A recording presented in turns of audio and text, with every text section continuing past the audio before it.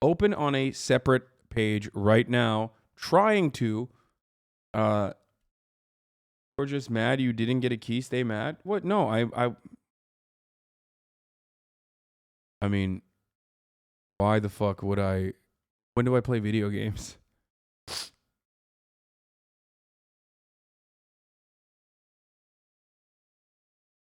By the way, there's nothing wrong with that. You know, much respect to the fucking content creators that are, you know, getting a fuckload of viewership and ad revenue and subscriptions out of it. It's awesome. Good for them. I want them to be successful. That makes me excited and happy. I just think that Overwatch 2 is just Overwatch 1, and in a very clever way, they were able to, you know, market it as though it's something different when they didn't even market it as something different. Actually, they basically were like, this is going to be Overwatch 1, but you're going to pay $60 for it. Oh, also, we're going to release it at a time when like there's no other games, and we're going to do drops. I got in without a drop because Blizzard actually respected that I've been playing a dead game for 5 years.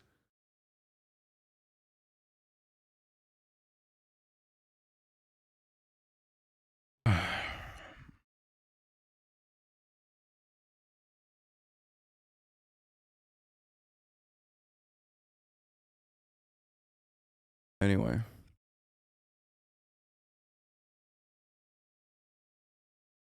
Overwatch 2 PvP is free if you have Overwatch 1 at least.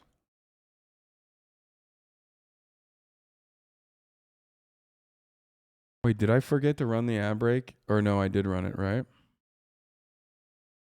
think I ran it. How the military jet fuel leaked into Hawaii's drinking water. There's no other games out right now. That's why people are fucking playing it too. Like, there's nothing else going on. You know what I mean? So smart of Blizzard to launch it right here. At this point. Here. You're gonna wear that fancy dress? Yeah, because everybody wants it. Okay, sure. Are you gonna keep the shorts on under? Yeah, Mommy, I love you. I love you. I just always pictured Indy in Hawaii, so I was excited to bring her here and show her the beaches and show her the places that like we loved and show her the aloha. But I wish I haven't. I wish I didn't. We didn't come here. Hawaii was supposed to be paradise for Ariana Wyatt.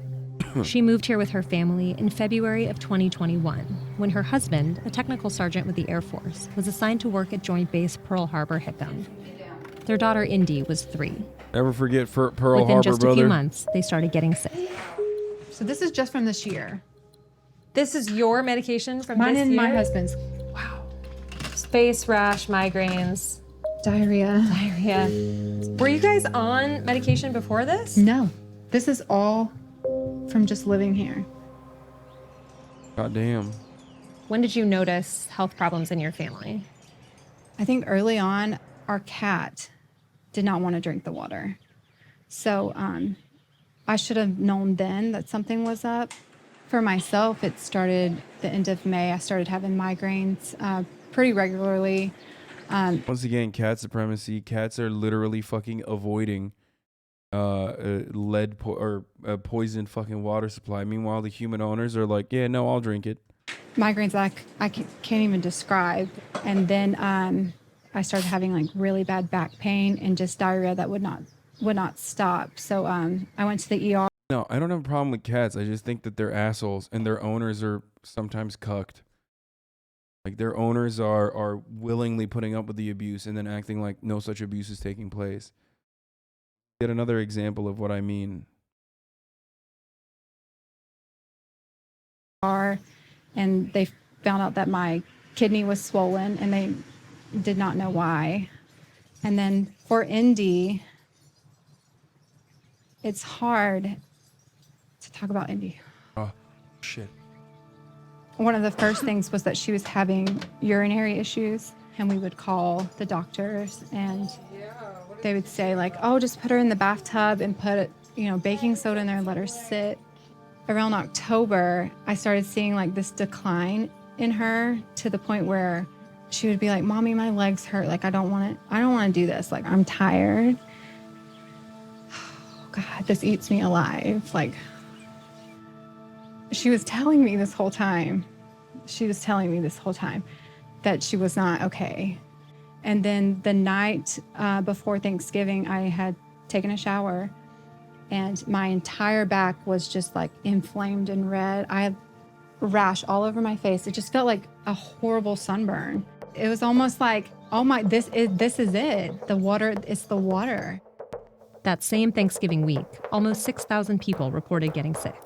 Many went to the hospital for diarrhea, vomiting, and chemical burns.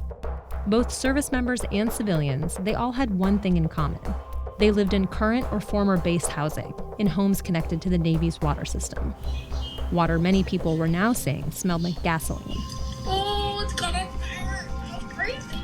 This is concerning because not only with the smell, you actually feel it, a burning feeling and itching. But the Navy dismissed everyone's fears. In an email on November 28th, a base commander said, "There are no immediate indications that the water is not safe. My staff and I are drinking the water on base." Families didn't buy it. They knew they lived close to Red Hill, an old Navy fuel storage facility. They knew Red Hill's tanks were close to the wells that supplied their drinking water. And they knew Red Hill had a history of leaks. There had been a big one in 2014, another in May of 2021, and there had just been another one on November 20th. But the Navy kept saying the leak hadn't affected the water. The tanks and the fuel are monitored on a daily basis to end, so there's no active leak. We have not lost fuel. Crazy to think that, like, you know, American military bases are routinely fucking doing awful shit to the areas that they exist in. Remember, this is American soil technically, you know, now, I guess. If we're treating Hawaii like this, how are we treating other countries that are thousands of miles away? How are we treating our own American service members with burn pits, for example? You know, things like that. So just remind yourself that is how the American military operates, you know, to fucking protect against enemies, both domestic and foreign, baby. 18-week, high-risk pregnant wife, and I'm being told you can use the water, go away. You have been saying that it's safe to bathe with, and we have been experiencing side effects. It is not safe. The problem is there's houses where people bathe and there are no effects. So how do you shut down water for everybody? It's not American soil. It is American occupied soil, and citizens do not want us, or the billionaires buying houses there. Yeah, I know. I understand the distinction. I agree. The reason why I said that is because it's Americans who are poisoning Hawaii considered to be American soil. You guys knew about it last week, and the military dismisses it. And we're the ones that have to live with the repercussions. Almost 2 weeks after people got sick, a report from the Department of Health revealed there was fuel in the water, 350 times the acceptable level. The Navy had been serving bad water to 93,000 people. The week of the water situation, I called her doctor and was just like, "Hey, she has a lump in her neck, and I was microwaved in the Air Force and became medically retired due to type 1 diabetes from being microwaved." Wait, what the fuck? The thing? saying that her neck hurts. We got her in, and they told me at 3 years old that she had her thyroid was attacking itself. And I bet these goddamn libtards in the military sack the fuck up. Miss America, baby. We're going to have lead in the water, and more importantly, we're going to have guzzling, okay? I'm sorry. You say jet fuel can't melt steel beams? That's right. But how about jet fuel in your drinking water? There is nothing more American than guzzling some motherfucking gasoline, okay? I love that shit. I want to fucking drink it and then spray it onto the fucking air and then light up a match like I'm a fucking dragon, like, okay? That's right, baby. That's fucking right. Goddamn libtards need to fucking stop crying about gasoline in the water. that we needed to begin treatment immediately. Drink some water, okay? So make sure you wash it down. Good job. When you heard officially there is something wrong with the water, how did it make you look back on the past few months? Like, I just think of every single time that I had What? put Indy in that bathtub with that water and made her sit there when she didn't want to. And that every single time they told me, like, just push fluids with her. And that I was unknowingly making it worse. What could the long-term risks be? Her endocrinologist says that in this type of situation with exposure, it could be cancer. For them It's to pretty say, wild like, that it's there are so short-term. many veterans in this community, and like literally they're all saying the same shit where it's like, yeah, you know, at least I got fucking VA benefits, you know what I mean? Like, I know the American government poisoned me at an early age and like fucked me up in irreparable ways, but like, hey, I was able to because I was fortunate enough and unfortunate enough, I guess. I was able to access something that like citizens of every other fucking developed nation take for granted.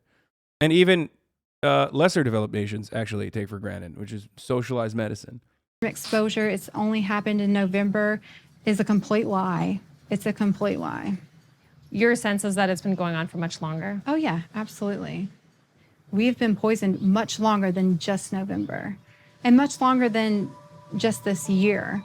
I mean, they've had multiple spills. I know they had a really big one in 2014. So this has been happening for a long time. As the 1940s began, the world was in turmoil. Red Hill was built during World War II to protect the U.S. military's fuel supply from aerial attacks. It's the military's largest fuel storage facility in the world. A completed tank was 250 feet, top to bottom, and 100 feet in diameter, big enough to hold a 20-story building. The tanks can hold 6 million barrels of oil.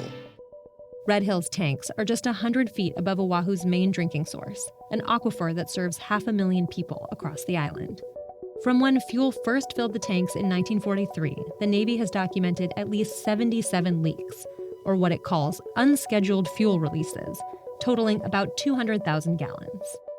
Vice News reviewed dozens of Navy documents, audits, risk assessments, and data spanning decades that show the Navy irregularly maintained and insufficiently inspected Red Hill and continuously downplayed the facility's risks to the EPA, Hawaii's Department of Health, and the public.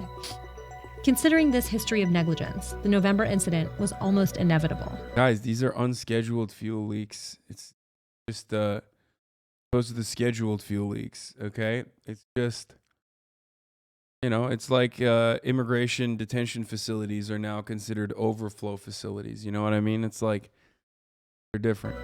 In spite of Red Hill's known Not a threat to the leak. environment, the Navy has maintained Different. it is critical to national security.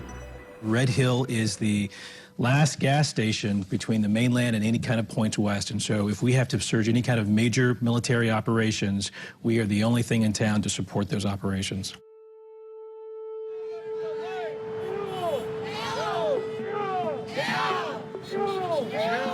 Locals have been calling to shut down Red Hill since 2014, when a massive All I see is a bunch of pussies, okay? A bunch of libtards who hate drinking gasoline. spill contaminated the groundwater and soil. The drinking water wasn't tainted back then, but people did start to fear what all these fuel leaks could do to them and the environment. This is a ticking time bomb. It is set up for catastrophic failure. Ernie Lau manages Oahu's civilian water supply, serving 1 million customers. After the November spill, he closed 3 of the island's main wells so jet fuel couldn't get from the Navy system into the rest of the water supply.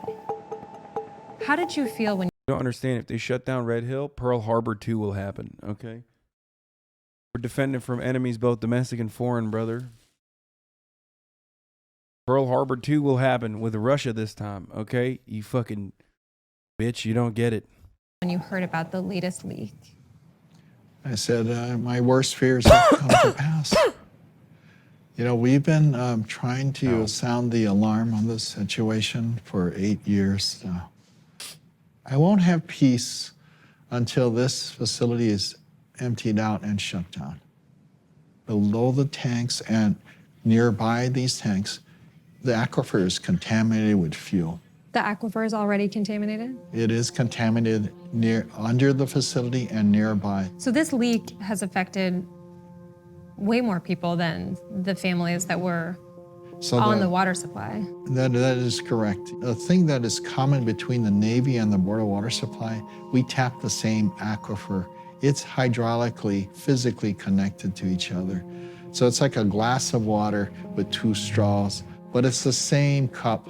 And if fuel is contaminating one side of the water in that cup, it could migrate across the valley and be pumped out and sent into our water system to our customers. We cannot allow that to happen.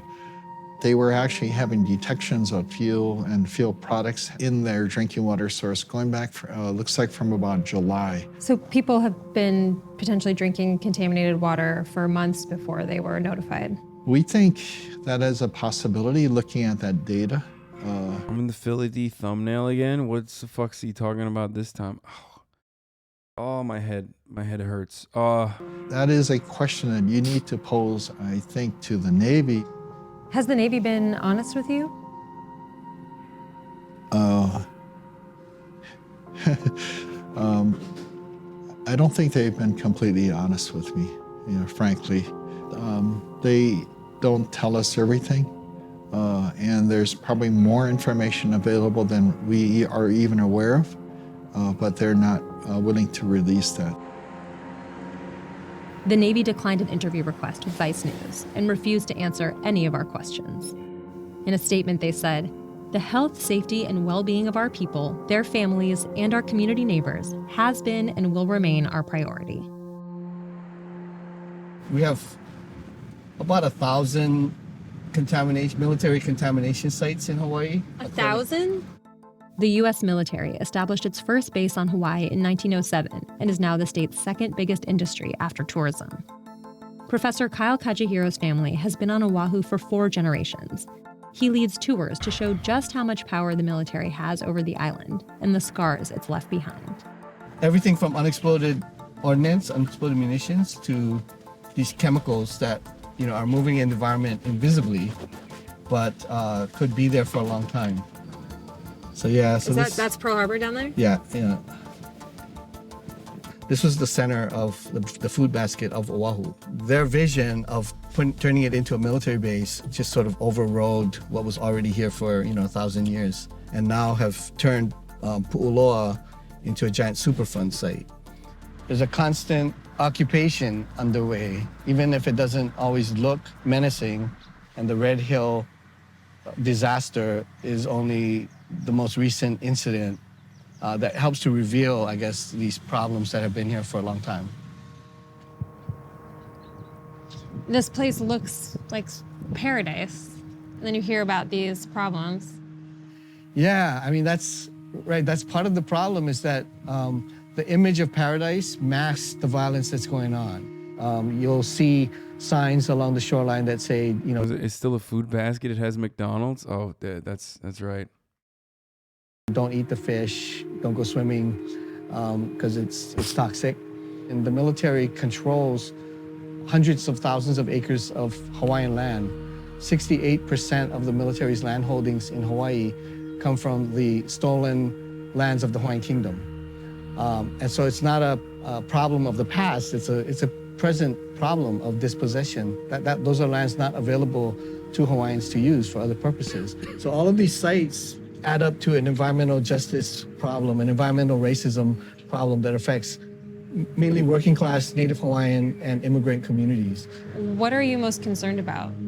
I'm worried about our islands becoming a toxic catastrophe. We can't continue to do this addiction to the military economy, which leads to disastrous outcomes like what we're seeing right now. Over the years, Red Hill employees have anonymously leaked documents to the press and lawmakers, suggesting the Navy downplayed leaks, hid information from regulators, and ignored its own consultants' recommendations on how to fix the facility. One of those whistleblowers was Victor Peters. After Red Hill's spill in 2014, he publicly shared documents showing the leak may have been almost 50% bigger than what the Navy said. When did you start at Red Hill? 1972.